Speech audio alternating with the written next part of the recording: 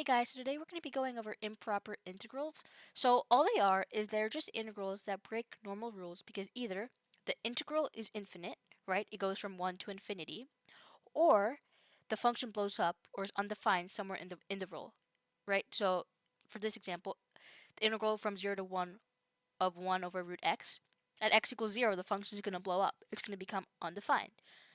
But the good news is you handle all improper integrals the same way, and I'm going to show you what I mean. So here's our first example. The integral from 1 to infinity of 1 over x squared.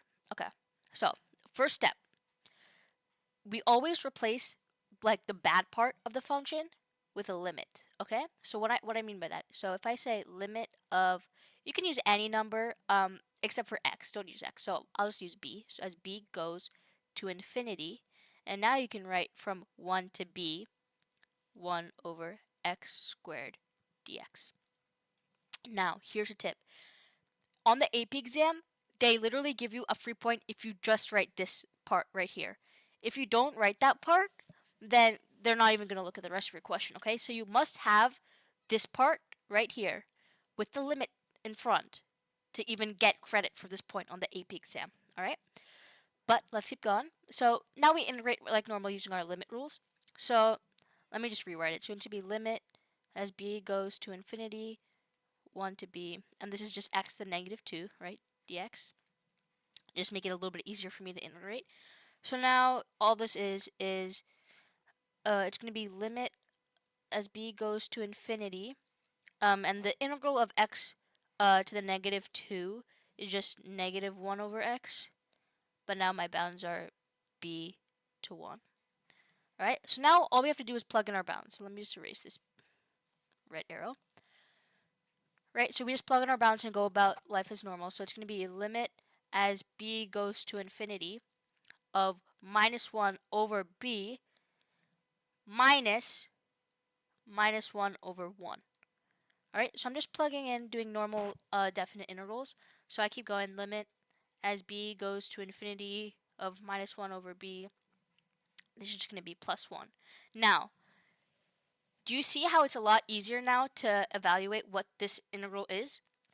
As b goes to infinity, well, what does this part go to? Well, think about it.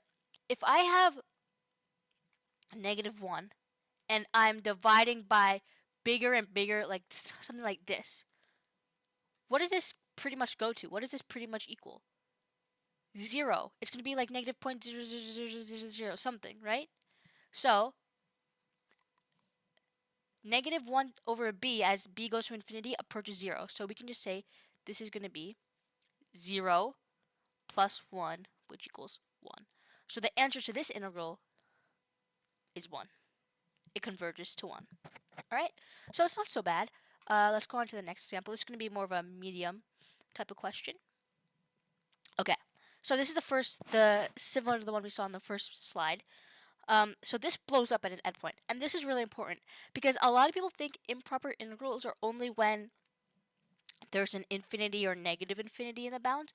That's not true. It's whenever your integral messes up, blows up, has an asymptote, anything like that, and it's in your bounds. Okay, so remember we replace our bad part with a limit. So I'm gonna use a this time because usually if it's on the bottom I use a, if it's on the top I use b.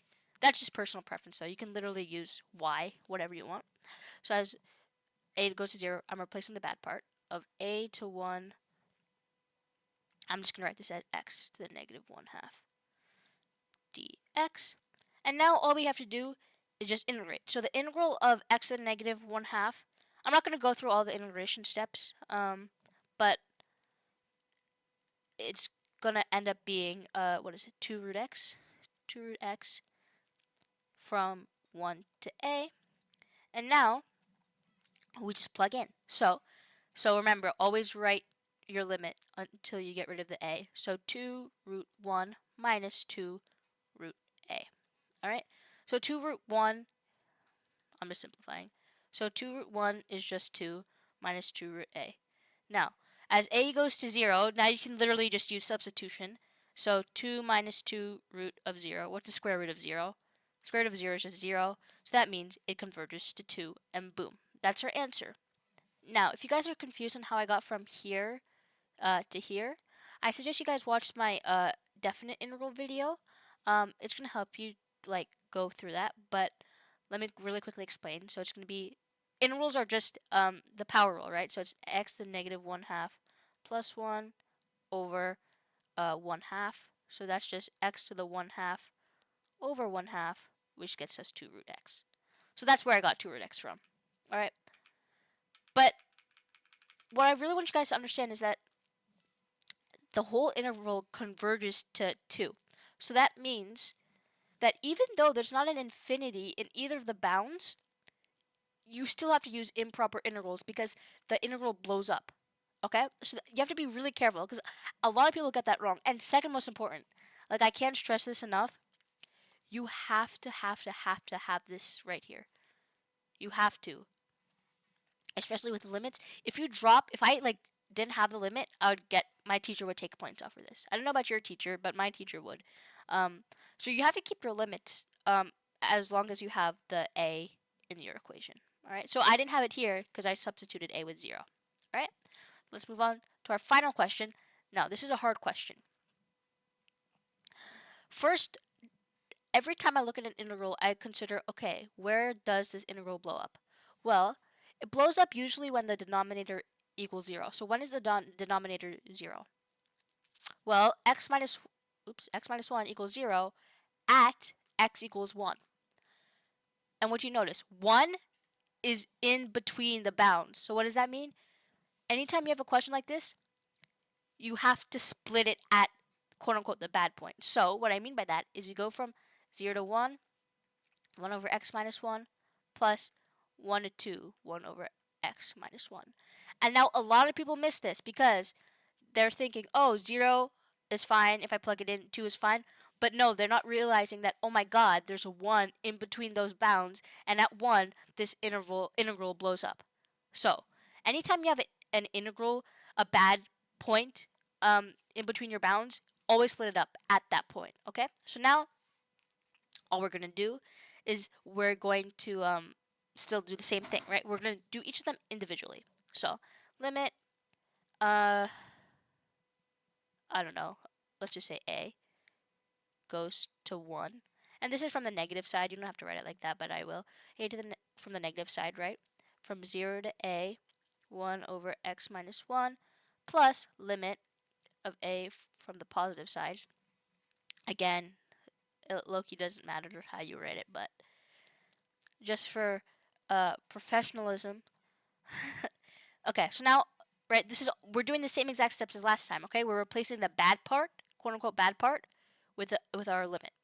Alright guys, so now that I wrote each limit and I made it smaller, I'm going to evaluate each limit by itself, right? So this, let me use blue. So this left side, let's do that. So this will eventually become limit as a goes to 1 to the negative side, ln a minus 1, right? And then if I put in a 0, I'll show you guys. So it'll be ln 0 minus 1. And absolute value of, so this would be minus ln of minus 1, which is ln of 1. ln of 1 is just 0, so I'm not even going to write this part. So we have that, all right? So as a approaches 1 from the left, the quantity a minus 1 approaches 0, right? And the natural log of a number approaching 0 goes to negative infinity.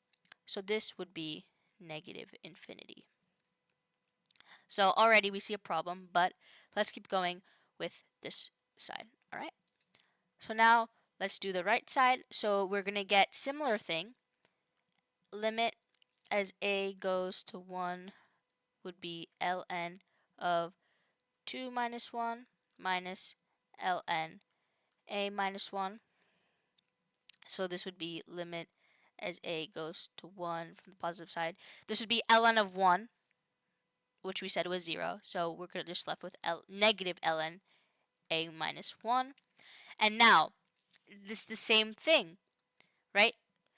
As a approaches 1 from the right, a minus 1 still approaches 0, so the logarithm goes to negative infinity. So this part goes to negative infinity. but we have this extra negative, so it would actually be positive infinity. Since one side goes to negative infinity and the other side goes to infinity, the two limits are different, our answer is going to be this integral diverges, right? Because they're not the same. And boom, that's our answer. So, improper integrals don't care if the function has an antiderivative, they only care if the two limits converge. Alright? So, I hope that made sense. In the next video, we'll go through a lot more examples. But other than that, thank you guys so much for watching. If this video helped you, please drop a like, subscribe, leave any questions in the comments below, or if you have any feedback for me, or if you have any videos you want me to make on next. But yeah, thank you guys so much for watching. I really appreciate all of you guys, and I'll see you in the next video.